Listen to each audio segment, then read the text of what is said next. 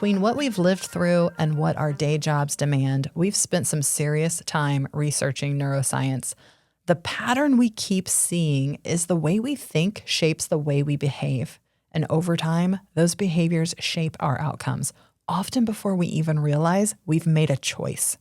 So in that research of neuroscience, it opened the door to neuroplasticity, habit loops, stress responses, microdecisions, all the brainy stuff that explains why just try harder is a trash strategy.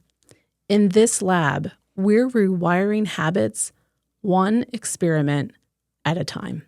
Welcome to I² Lab.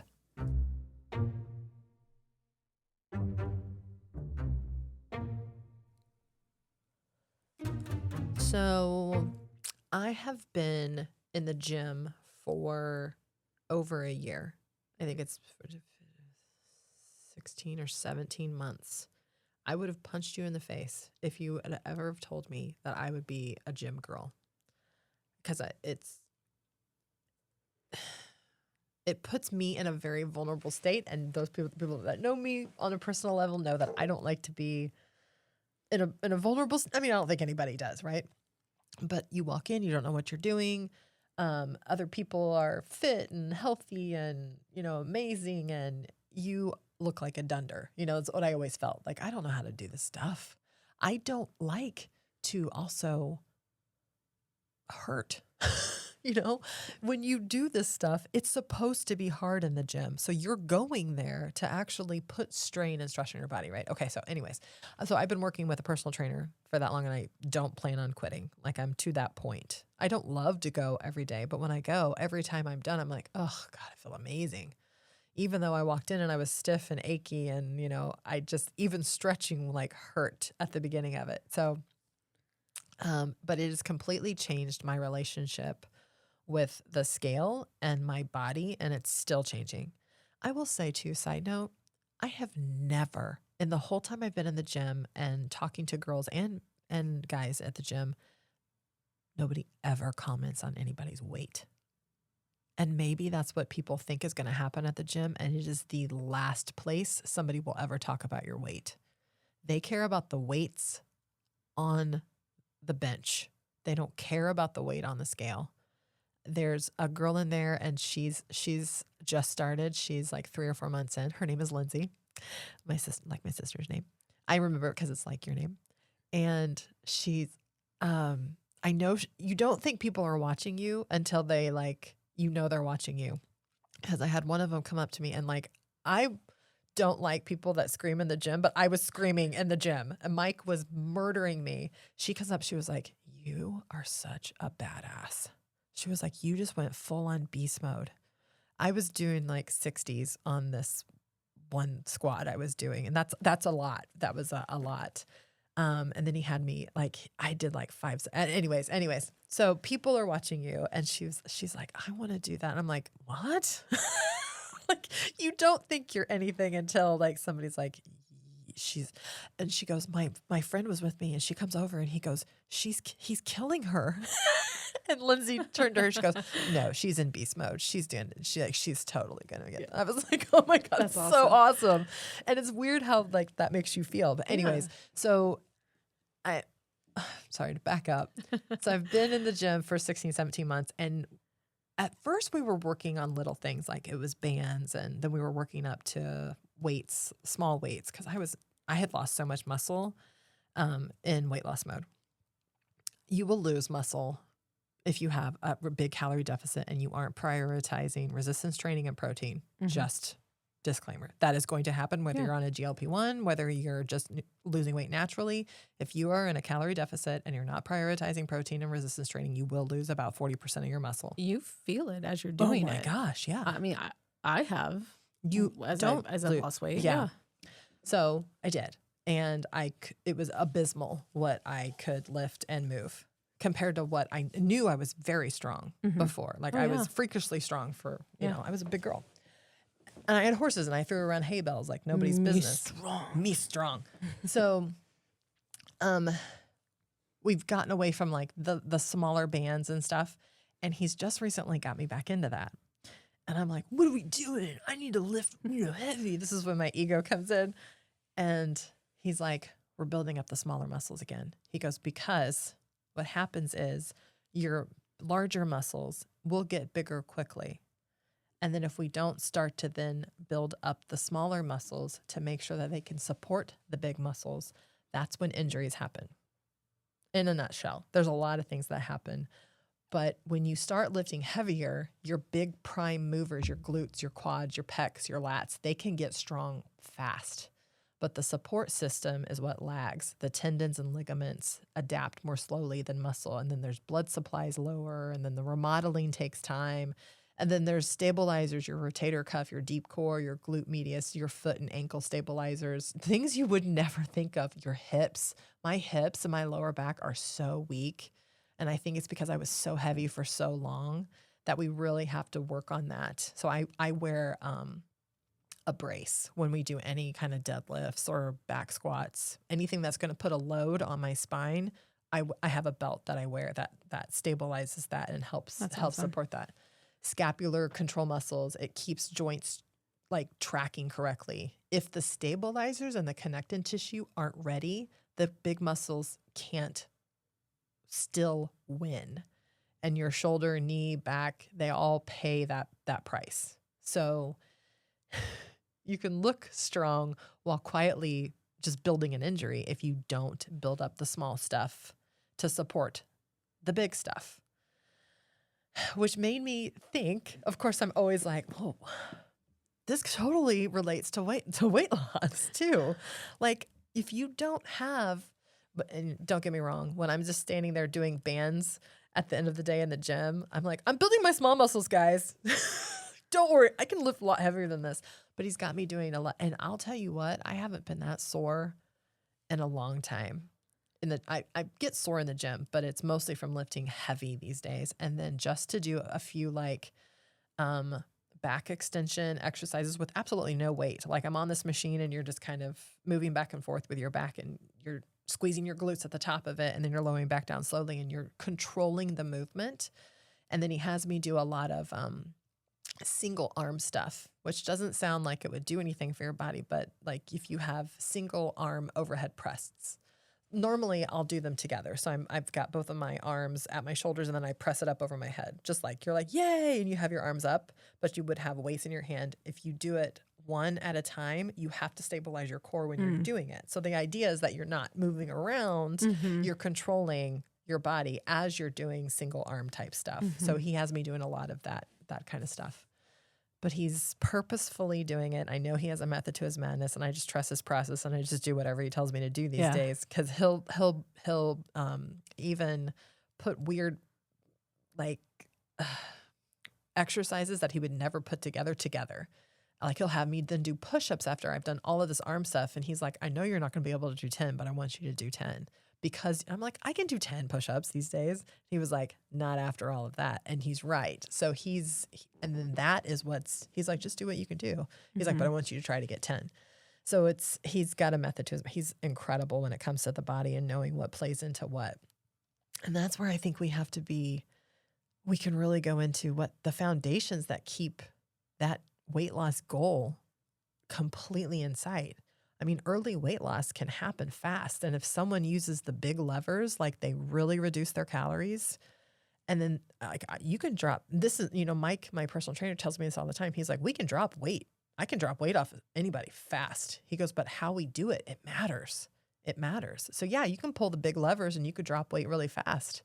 You can get aggressive with your restriction. You can white knuckle the willpower. You can do lots of cardio if you really want to. I mean, they call them cardio bunnies at work. There's girls that come in and they don't never touch the weights. They just go right to the Stairmaster and they run they're on the elliptical or they're on the treadmill. That's it. That's all they do. Which there's nothing wrong with that. They could be doing other things, but if that's all you do, that is going to assist in your weight loss. Perfect compliance is another one for short bursts. So if you're like perfect, you've got these perfect days, that's another one that I don't know that you're building the best foundation that you can have for long term. But those are the equivalent of trying to squat heavy with wobbly ankles or a sleepy core, a core that's allowing Yeah. you to move around. He tells me all the time, he's like, tighten up. No, I want you to stabilize. Like, You gotta have the stabilize. foundation. You Yeah. have to have the foundation. The foundation layer, the stuff that doesn't look dramatic on social media, it's what keeps long-term weight loss from snapping like a rubber band down the road.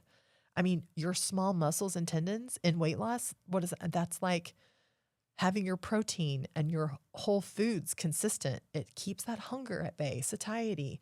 You're allowing yourself to be predictable to your brain. Your brain knows that the next meal's ready and it's coming and this is what's happening and you've already logged it. Like, that's what that looks like. Sleep, it reduces all kinds of hormone imbalances and improves the appetite regulation and reduces impulse load and all the things that come with not having enough sleep. Gosh, we have to do a podcast on just sleep alone. There's so much. Yeah, you geek out about sleep. I'm telling you, it's one of the big pillars for our resiliency training that we Yeah. talk about. She took you know what I'm going to Go talk ahead. about. She took so we have this health. Health is there's 6 domains of resilience and health is one domain. And there's 3 pillars of health. And Lori had the homework of taking sleep. I had nutrition. Another coworker had it was the exercise. Exercise. Yeah, and you had Movement. sleep. Oops. And we literally just have a minute to present on our topic. And And I was like, I can't do this in a minute. Lori's slide. She literally wrote a dissertation. And I was like, we can't do anything with this. I was like, but all this is good information. It was good information. We literally cut we put it all in the notes and we were like, okay, just put a picture on the slide. It's like, okay, you're right. And we were like, okay, 3 bullet points and we're just gonna talk about the research. But Yeah. no, it's awesome. It's great research. But yeah, Lori really geeks out about It's sleep. amazing. And it's one of those things that I turned a blind eye to for a long time. Anyways, another small muscle correlation in weight loss mode would be your hydration and electrolytes. You have to, and they have to go hand in hand. Yes, you can get your water in, but if you don't have your electrolytes balanced, your body isn't going to absorb that water. So those two are hand in hand. Energy and cravings are could be thirst. How many times have I felt like I'm hungry, but I'm actually just dehydrated. I could probably, Drink some water.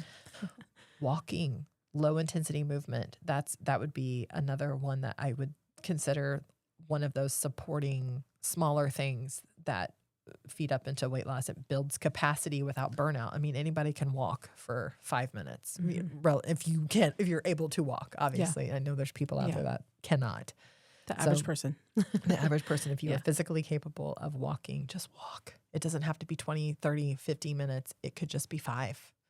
But if you do it 5 times a day, it adds up. Absolutely. Cumulative stuff and you adds can up. build from there too. Yeah. Absolutely. 1 walk around the block could become 2, and then 3, and then so on. And then this one is, so a small muscle in weight loss mode would be the stress skills.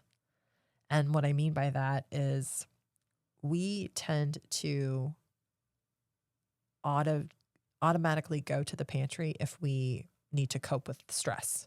So being able to cope with stress or not being comfortable in your own skin or however you want to word it in a different way than trying to regulate with food.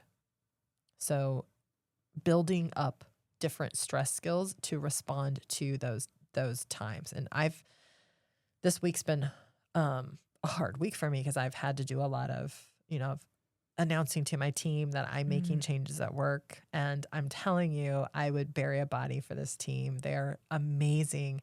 And it's really hard. It's not like it's a bad situation. A lot of people think people leave positions or move positions within their company because they're not getting fulfilled or things are greener on the other side or whatever it is. And that's not the case at all. I love my team. This has been one of the hardest decisions I've had to make, but it also feels right. It's right for you. Yeah.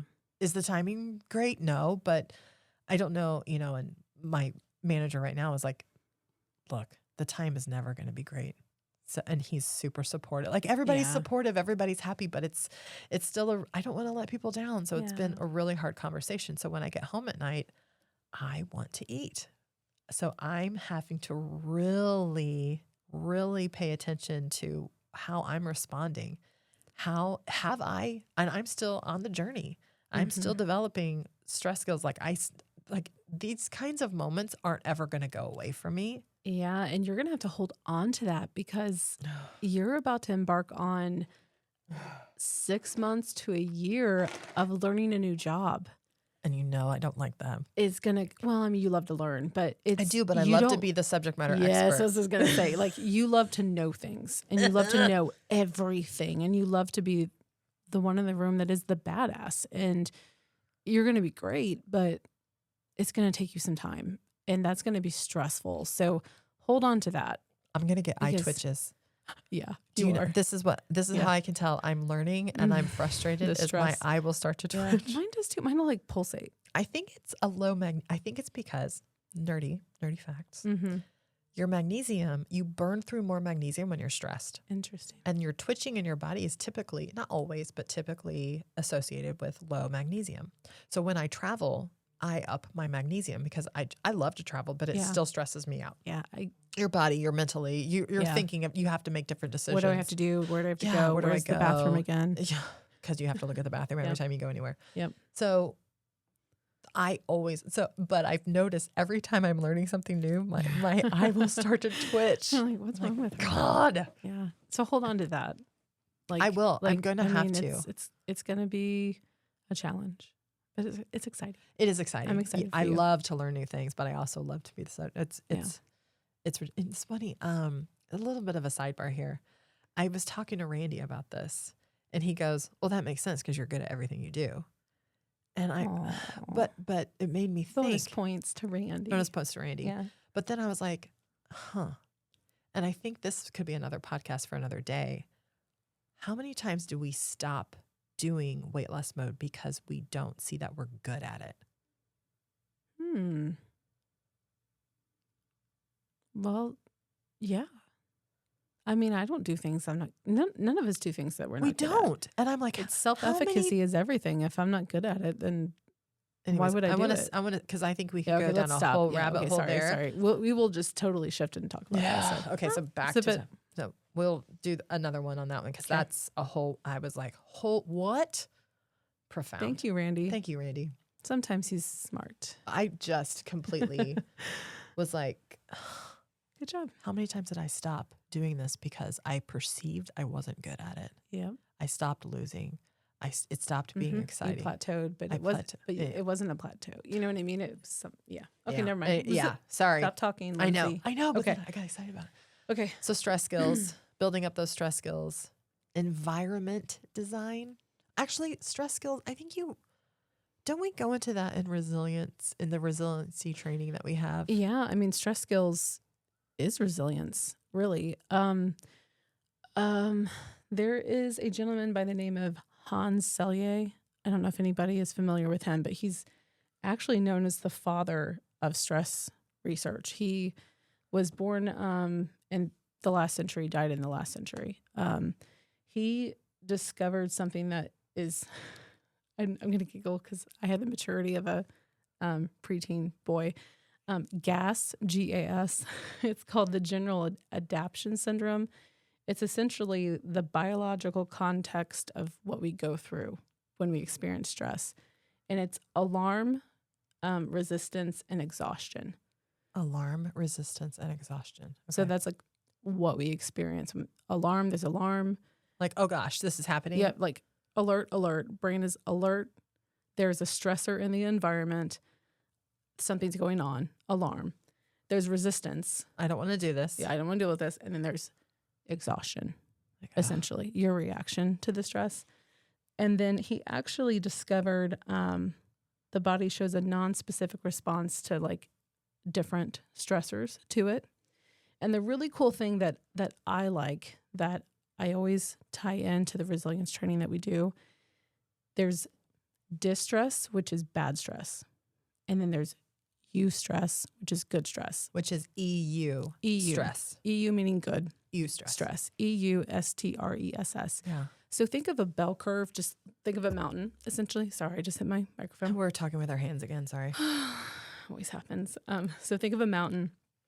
And if you think of productivity going like up and down and stress going east and west, like horizontally, and a little person is we can even post this in the notes. A little person is traveling up this hill, and this is all good. They're fine. They're experiencing life. Their stress is increasing. Their productivity is increasing. And so then, it's eustress at that point. yeah, they're getting there actually. They're getting there. Okay. Because they're getting more productive. The stress is building. It's challenging. It's in a supportive environment. It's stimulating. Which is a challenge. A supportive environment is challenging, stimulating, and supportive. And supportive. A positive environment. You have to have three things to have a positive environment in the LEAD Foundation. So then once you're at the top of that little hill, that mountain, that's eustress, positive stress. That's when you're optimum productivity. That's when you're grooving. That's when you're at your best. So say you're at your best weight loss mode, you're drinking all your water, getting all your sleep, you're just grooving, you're jiving, your supportive environment, you've got everything going great, you're doing great. And that's what I tell the class. We want to expand. We want to kind of almost flatten out that mountain and make that wider. We want to develop our resiliency skills so that we have more space at the top of that mountain, so we can hang out there longer. The more time we can hang out, like if we can have that tolerance to just hang out there, then we can live in that stressful environment. Like to be in weight loss mode for 18 months. Yes, exactly. And then maybe stay on the journey for the rest of our lives, essentially. Once you apply too much stress and you start to go down the other side of the mountain, that's distress. That's bad stress. So that's one of the really cool things that Hans Selye discovered, and that's from the resilience training. Is there a physical stress? There is. That's which, as you were talking about your working out in the gym, I was thinking of that too. That's hormetic stress. Yeah. We also talk about that in resilience training, in the nutrition and the exercise domain that we talk about. And the sleep is the recovery of the physical, the hormetic stress. Absolutely. So the hormetic stress, picture the same little mountain. At the very bottom, before you even start the journey, it's not good for you because we shouldn't be idle, right? We have no muscle. We are idle. We're not doing anything. It's not healthy for us. The very top of that hill, we have short bursts of lifting weights, activity. It's great. That's actually fantastic for us because when we're doing that, we have antioxidants. There's actually like damage repair that happens. You could probably talk about this better than I because you're now a gym girl. Well, but I just do the moves he tells me to do. Yeah, it actually slows down aging. Yeah, I have heard that. And I've heard it regulates hormones. Yep, regulates hormones. There actually helps with your stressors, so it might actually help widen out that eustress area. I'll tell you, I feel good after I'm at the gym. Yeah. And I don't know if it's a combination of just I accomplished something really hard and it's probably both. And the release of epinephrine or whatever the heck. All the great stuff that happens. Dopamine, I don't know. There's even a cellular process that happens there, like on the biological level when that happens, and that's called hormesis. So eustress is that psychological level, and then the physical level is hormesis.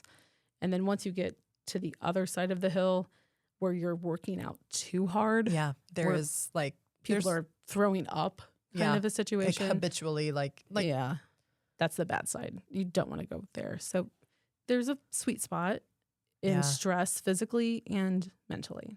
So just something to think about. Eustress and hormesis. It's interesting. Yeah. I've heard too.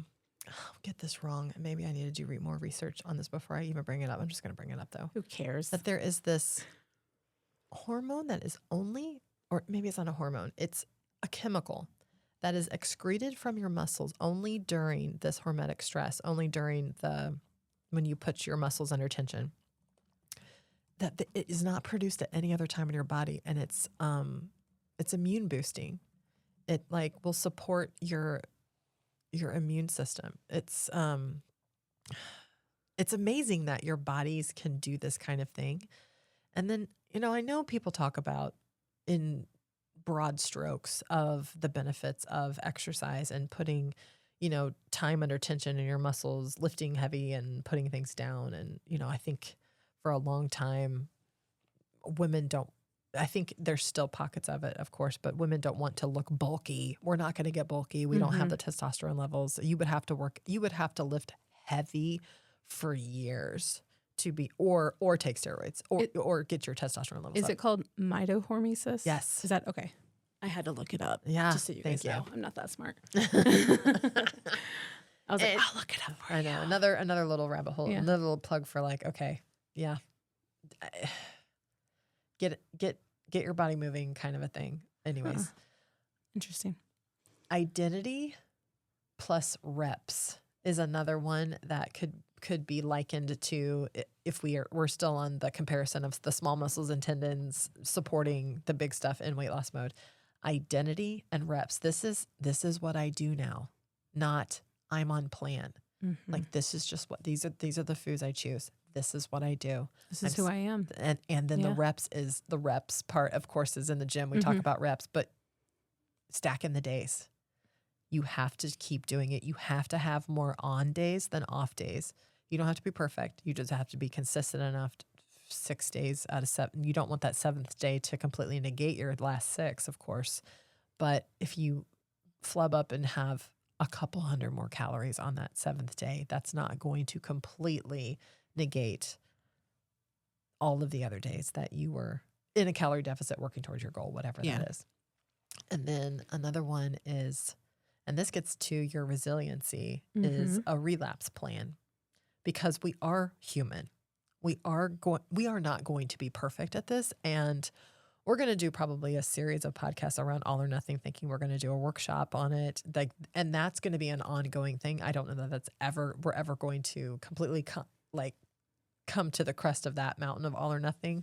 I think that could be the crux of why people don't sustain or why they don't stick with it. There's this huge shame built into I'm not perfect around the all or nothing thinking that we're going to really get into and why it happens. But the relapse plan is important. And I think a lot of people can poo this because they go into it thinking, no, I'm going to do this perfectly. Yeah. Even though subconsciously they're thinking, I'm going to do this perfectly or I'm not going to do it at all. Right. Because life will absolutely life. You are going to there are going to be things that you come up against. You're going to drop your meal and you're going to have to, not that you would have to relapse because you don't have your chicken and broccoli or whatever it is you're having for the day or your taco bowl. You can still make a different decision. You still know you need a protein, a vegetable, and a fat. Yep. And not to go crazy on, I'm just going to have a snowball, which are over in the cafeteria right now because it's Valentine's Day. What? Did you see those? No, I refuse to go over there. I walked by them. I was like, what is happening? There is nothing on this table that is, like, I don't expect you to have carrot sticks for Valentine's Day, I guess. Oh, like a snowball, like the coconut stuff? Yes. Oh, that's fine. I don't like coconut. And I never had those either growing up. I thought you meant like a snowball, like a snow cone. No, but snow cones are good too. Okay. There's a whole table of like Valentine's Day candy over there that you can purchase in our cafeteria at work. That's what I'm talking. That's what I'm referring to. Anyways, don't go over there and look at it. Okay, I walked by it and I rolled my eyes at it because I'm like, skip the chocolates, skip this stuff, guys. A relapse plan, which just could be anything from I'm going to get back on track in the next moment. I'm going to get back on track the next day. It doesn't need to be I'm going to get back on track on Monday. It doesn't need to be I'm going to get back on track after Timmy's birthday, which is next week. I'm going to have a week of just doing whatever I want. Or what I have notoriously done in the past, and you probably have too, is I messed up. So I'm going to take the weekend and take advantage of this and have everything I can possibly have because this is my chance. I'm going to eat everything I have been avoiding. I'm going to fit everything in because I haven't been able to do this. So I'm going to eat everything I possibly can for the next 2 days. And It's then one I'll of the get back worst on things track. we can do. Yeah. Because you just derail. I mean, you It's- undo everything that you just did. It's intermittent reinforcement as well. Yeah. You're actually telling it's the It's same as sick. gambling. Yeah. It's actually Yeah. sick. You're Yeah. telling your body that, on the Yeah. every fourth time you pull the I've done it. lever. I've done I've it. done I've Yeah. totally done Multiple this. times. Totally. This is Yeah. still something I battle. Mm-hmm. Still I don't have the keys to this kingdom yet. Yeah. This is just my opinion, but I would say out of everything you just mentioned, the relapse plan to me is the most important. It's the most Step. sustainable thing you could possibly do Okay. in this journey. And I have never had a relapse plan. In all the times I did Weight Watchers and all the times Bright Yeah. Line Eat, all the stuff I did, protein first diets, Well, whatever. and that's why you probably had to go around the mountain 80 times. Because I just Yeah. stopped. Yeah. There wasn't the relapse was the relapse. There Yeah. was no And get back on plan. Same to me. I'm not saying why you had to Oh do no, it. no, no, Yeah. no. I didn't. Yeah. I mean, obviously I'm right there with you on that journey. So There's another thing that Mike says. There's a couple things he said where I thought was like, oh, I'm going to use that. One was don't run from the burn. Mm. He was having me do these leg extensions once and I wanted to cry. It was really bad. He was like, you got 5 more. And then I'd do the 5 and he's like, you got 5 more. And I'm like, and that's when I'm like screaming in the gym and they're like, he's killing her. She's in beast mode. He looked at me and he's like, quit running from the burn. Cause I would stop. Like I would be like, oh my gosh, I just need a second. Like I was going to keep going, but I just needed a second. He goes, no, don't run from the burn. And we all run from the burn. We all run from the stuff that's hard. We all run from the stuff that we don't feel like we're good at. Don't run from the burn. That's one. The other one, and I have this. it's a survival mechanism. It totally is. We try to protect ourselves. Of course it is. It's It's uncomfortable. natural. It Yeah. hurts. 100% natural. But We all do it. we're not pulling muscles, we're just building Yeah. muscles, and that does hurt. Right. It does Yeah. burn. The other thing he says is I tend to go through my exercises quickly because I want to get them done and over with, which I'm sure you can imagine. Uh-huh. It'd be the same way. Because I'll do sumo squats and you have a weight kind of under your chin. You've got one weight. It's kind of, it's perpendicular to your body and you're just doing a squat. You have you can have your legs either farther apart or closer together depending on what kind of muscles you want to work in the squat. And he's like, all right, we're going to do 10 or 12 or he's had me do 25 before. And he's like, no, I want you slow down. Cause I'll just like, boom, boom, boom. He's like, no, he goes, we have to go slow to build the muscles fast.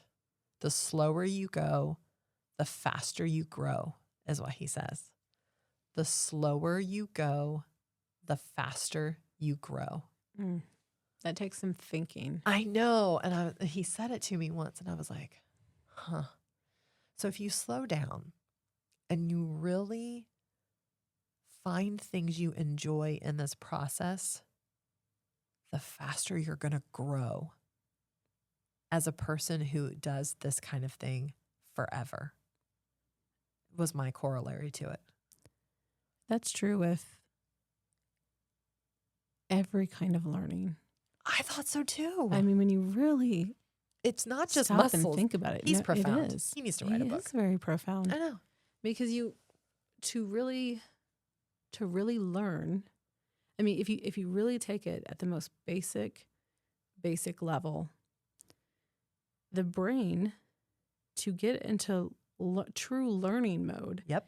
it has to slow down into alpha brainwaves, which isn't the slowest No. brainwaves, but we typically function day to day in beta, which is a faster brainwave.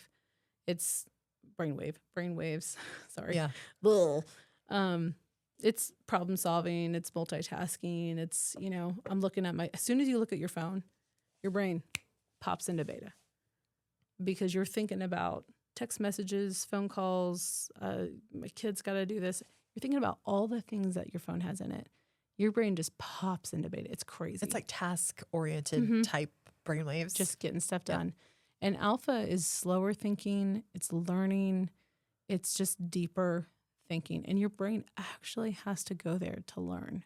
It's physiological. It has You to do that. have to do it. In our most recent lead foundations class that we just did last week, we talked to them about this. We're like, look, you're adults. This isn't jail, Yeah. but this is what you're up against if you actually keep your phone on the table.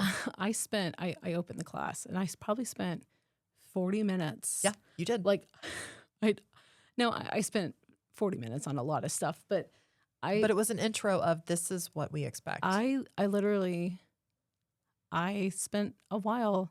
I said, I'm going to tell you two opposing thoughts. And I said, I held on my phone. I was like, these phones are fantastic. And I'm going to tell you what they do. And I explained to them, the beta and the alpha brainwaves.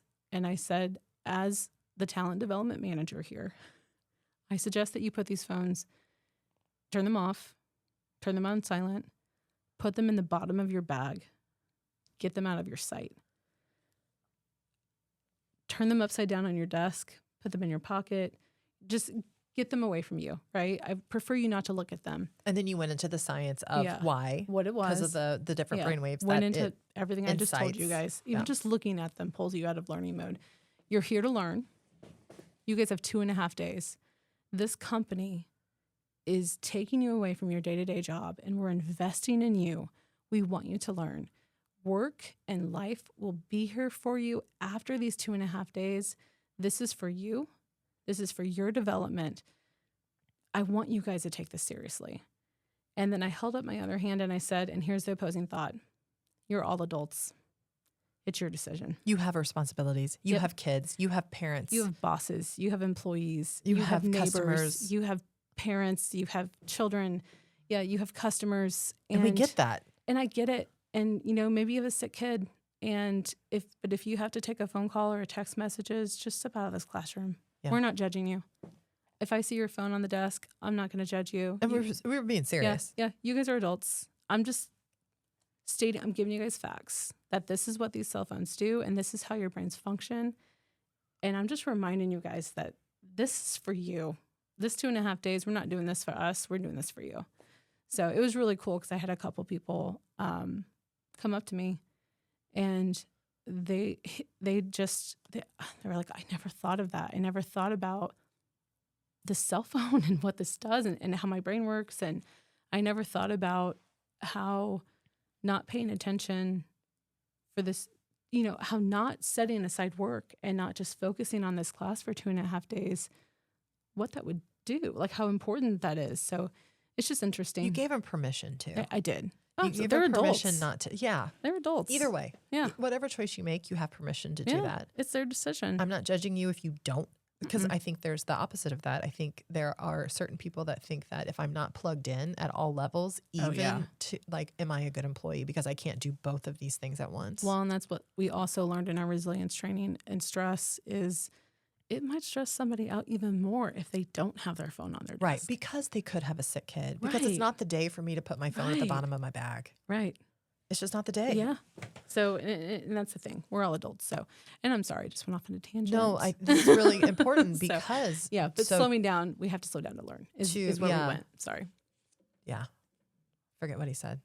The slower you go, the faster you grow. Yes. Which is so true in all of learning. Yeah. Yeah. Which there's so much to learn about this stuff. Even though we know basically what foods we need to be eating, basically how much water we need to be drinking.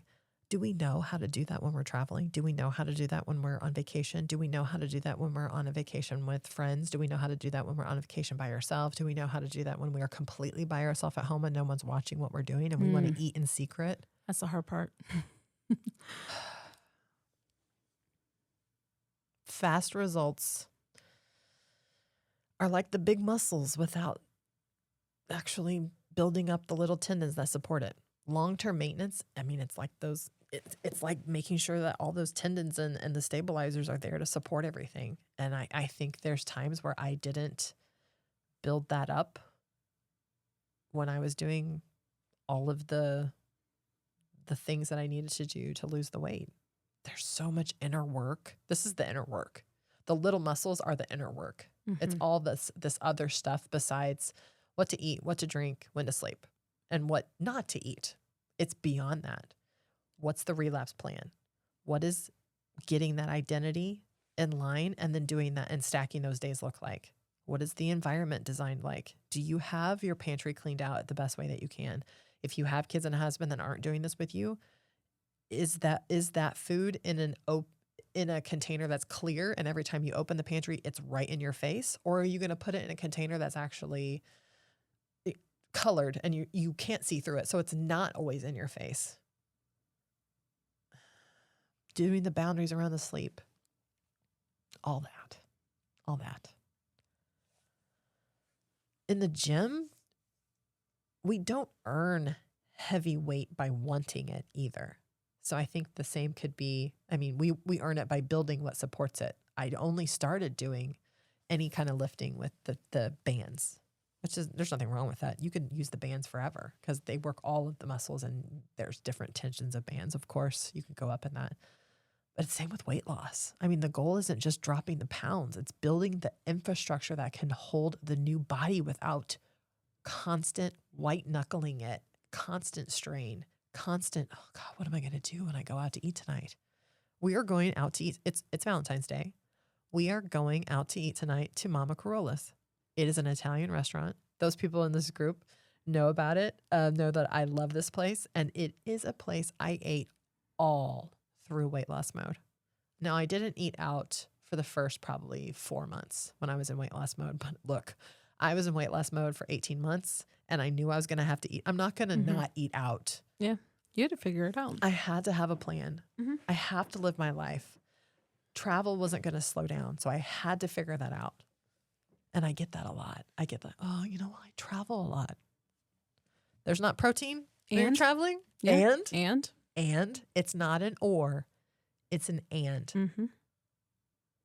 And I think that's probably the biggest thing about this kind of correlation is the two. It's not an or. It's not a building the small muscles or the big muscles. It's an and. I like that. Anything else you'd say about this one? No, I like this. I didn't know we were going with this because I am not a gym girl yet. But I like where you took it. This is a good message. So I don't know. Thank you for sharing your wisdom. Oh, well. Build the boring support system so the exciting goal that you reach doesn't break you.